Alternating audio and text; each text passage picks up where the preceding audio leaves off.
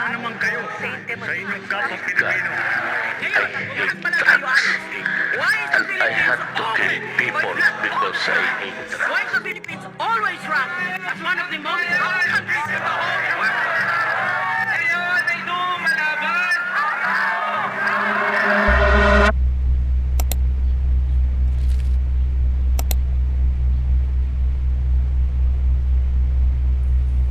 Look, may essay writing contest ang patriotism. Mapiltaan niyo ba? Uy, ganahan naman ang mga istoryahan ng Pilipinas ay pero wala may gusto matubang sa problema like corruption. Sa mapil ka ta? Your project must reflect truth, not what sounds good, but what is right. Ma'am, what if the truth will makes people uncomfortable?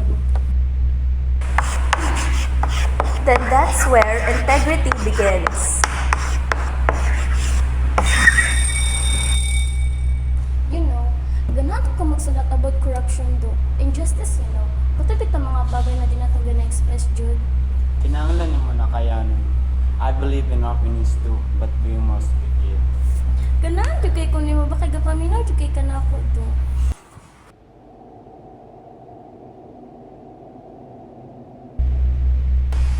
Isa man siya.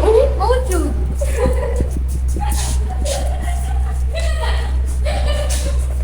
Ay, people are upset. Kita nila ang imong essay sa GC. I know, but I won't take it down. Then I stay with you. Kung kailangan ko nimo nara ko po rin. Ang paglab sa atong country dilibot ko sa bakit magilibot.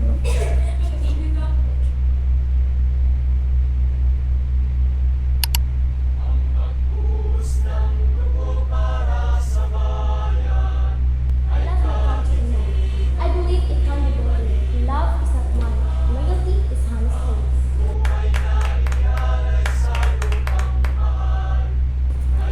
Congrats, guys. You did it. Thank you for choosing integrity.